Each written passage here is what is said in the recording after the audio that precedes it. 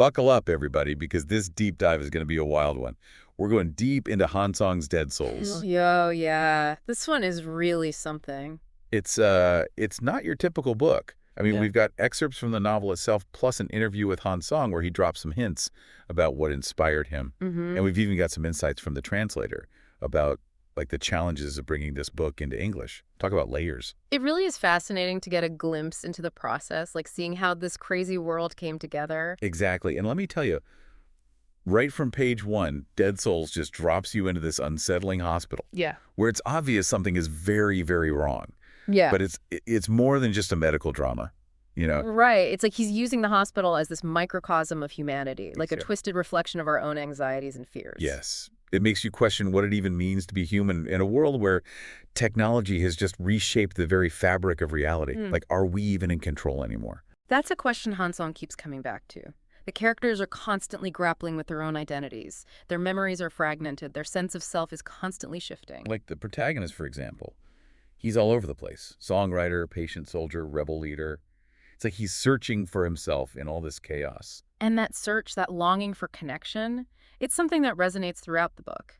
Even in this really unsettling and often disturbing world, Han Song manages to inject these moments of humor. Oh, yeah, totally. Like, it's not laugh out loud funny, but there's this dark, sardonic wit that makes the absurdity of it all even more striking. Exactly. It's like he's saying, look at this mess we've created, but he does it with this wink and a nudge. It's like he's inviting you to laugh at the absurdity even as you're feeling completely creeped out.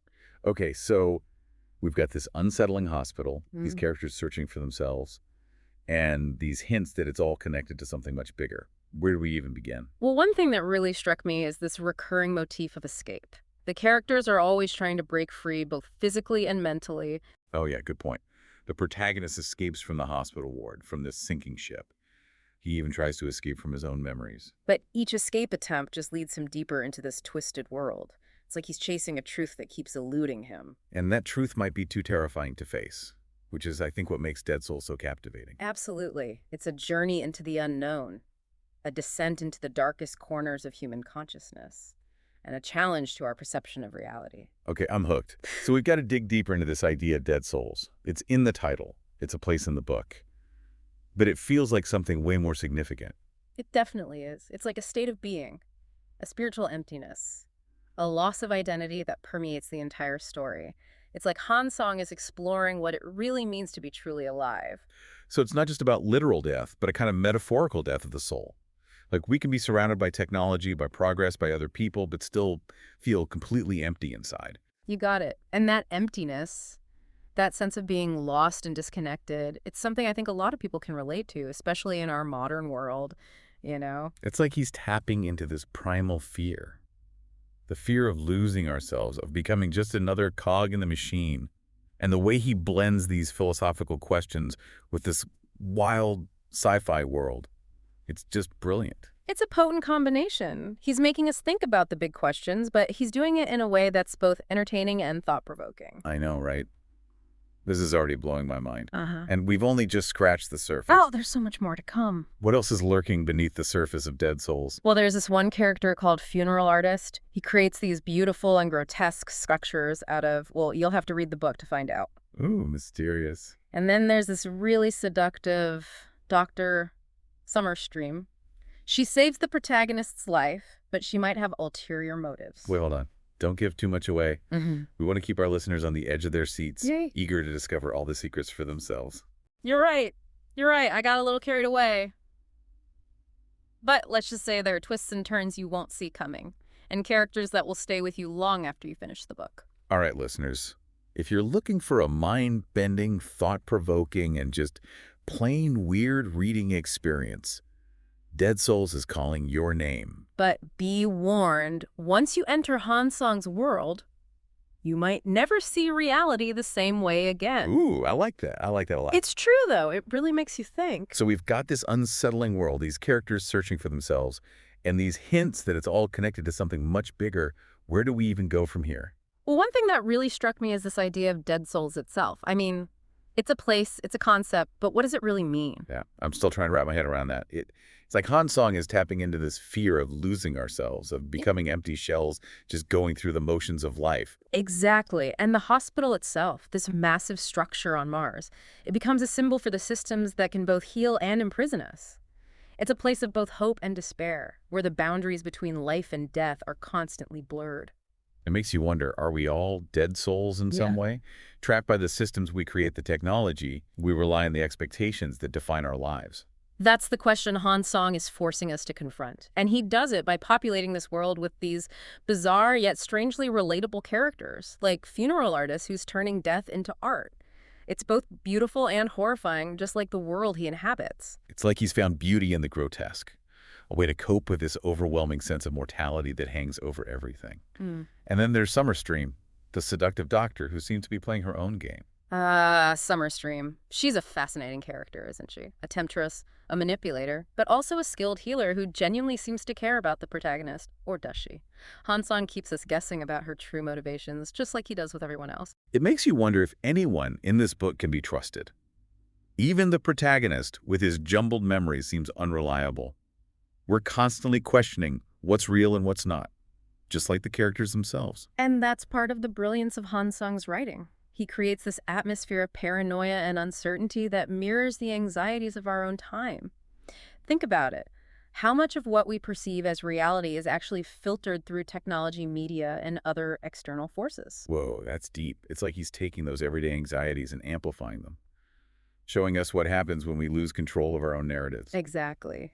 And that's just the beginning. There's so much more to uncover as we delve deeper into the mysteries of dead souls. All right, listeners, if you're ready for a wild ride, get ready because we are going deep. It's going to be a journey you won't forget. Stay tuned. And we're back, picking up right where we left off, delving into the strange and unsettling world of Han Song's dead souls. Man, this book is really messing with my head. That's what Han Song does best. He makes you question everything. Right. Like last time we were talking about how the hospital itself becomes this kind of symbol for the systems that control us. Yes, it's a place of both hope and despair, where the lines between life and death are just completely blurred. And then there are those characters, like funeral artist. He's creating art out of death.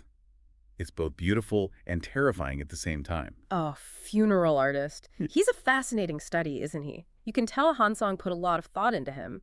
It's like he represents this urge to find meaning in the face of overwhelming mortality. I was thinking about him a lot, actually. Like he finds beauty in the grotesque.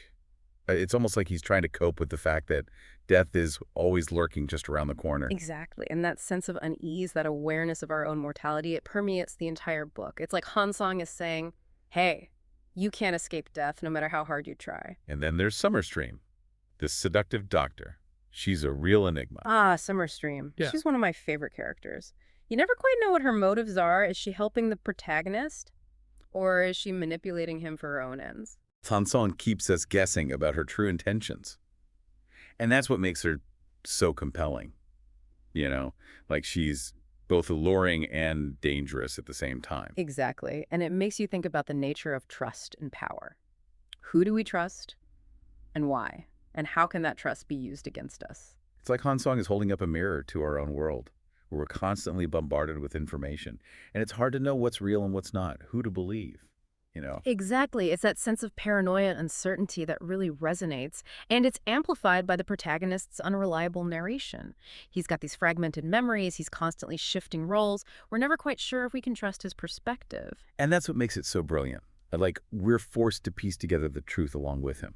And it keeps us on the edge of our seats, It's like we're right there with him, experiencing the disorientation, the fear, the constant struggle to make sense of it all. Okay, so Yeah. we've talked about the hospital, the characters. Yeah. But what about the plot? Where did this story go from here? Oh man, things get really wild. There are twists and turns you won't see coming, and the stakes just keep getting higher. Give us a hint. Don't leave us hanging. Well, let's just say that the hospital president, the guy who seems to be in charge of this whole mess, well, he's not exactly who we thought he was. What? No way! Oh, yeah.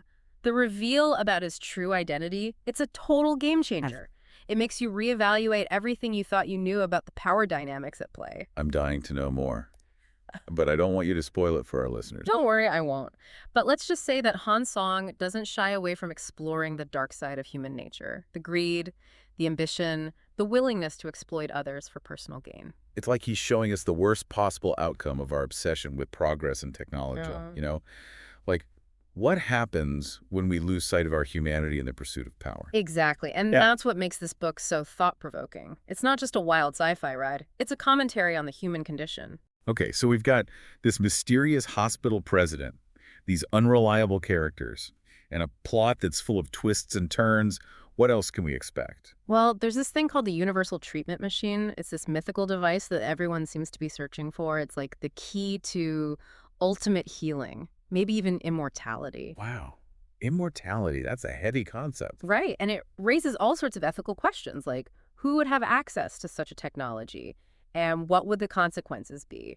It makes me think of all the debates we're having right now about artificial intelligence, about gene editing, about the limits of science. It's like Han Song is ahead of his time. He's already exploring these anxieties in his fiction. Exactly. He's asking us to consider the potential pitfalls of progress, the ways in which our pursuit of advancement can blind us to the human cost. And he's not afraid to get weird with it. Like, Yeah. remember the Greenpeace Army? Oh, yeah. Those genetically engineered monkeys tasked with restoring order. It's such a bizarre and hilarious image, but it also speaks to this deeper question of who has the right to control, to govern, you know? Like, Oh, are we any different from those monkeys just following orders and trying to make sense of a chaotic world? okay, so we've got this quest for the universal treatment machine. We've got genetically engineered monkeys. What about the protagonist? What happens to him in all this chaos? Well, he goes through a lot. Let's just say that he finally starts to uncover the truth about his past, about his family, about his own identity. And it's not pretty. Oh, man. I can't wait to find out more. But I'm also kind of scared. This book has really taken me on a roller coaster of emotions. That's the beauty of it. You never know what's coming next, but you know it's going to be intense, and it's going to make you think. Welcome back to our deep dive into Dead Souls. I don't know about you, but I'm still processing everything we've uncovered so far. Seriously, this book is like a puzzle box. Every time you think you figured it out, Han Song throws in another twist. And just when you think it can't get any weirder, it does. Like in this final part of our deep dive, we get to see the personal stakes of the story unfold. We finally learn about the protagonist's past, his childhood, his relationship with his parents. Oh, yeah. That was heavy stuff. It adds this whole other layer of tragedy to the story. Like you see how his experiences, especially with his father, this old school doctor who's clinging to these outdated methods, have really shaped his worldview. It's like he's caught between two worlds, the old and the new, tradition versus progress.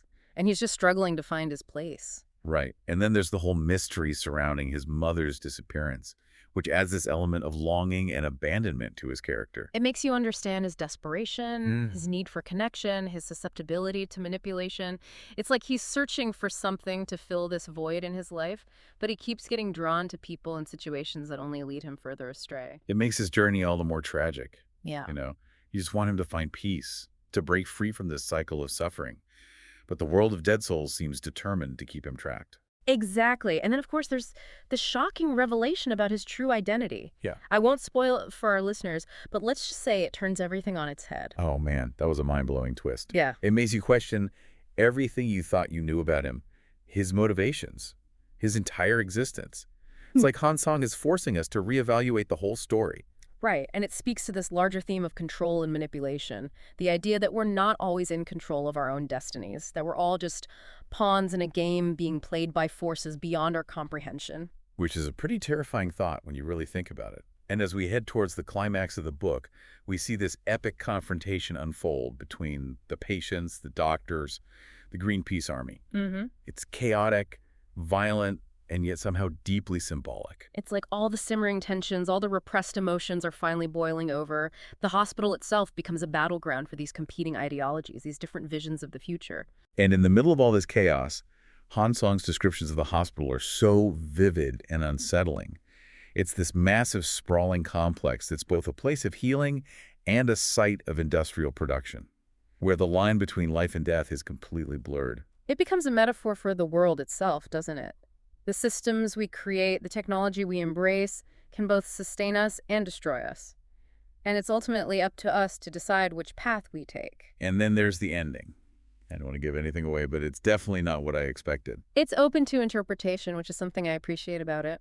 It leaves you with this sense of unease, this lingering feeling that the story isn't truly over, that the questions Hansong raises continue to resonate long after you finish the book. It's the kind of ending that makes you want to go back and reread the whole thing, searching for clues, trying to piece together the puzzle. And you might find something new each time you know. That's the beauty of a work like Dead Souls.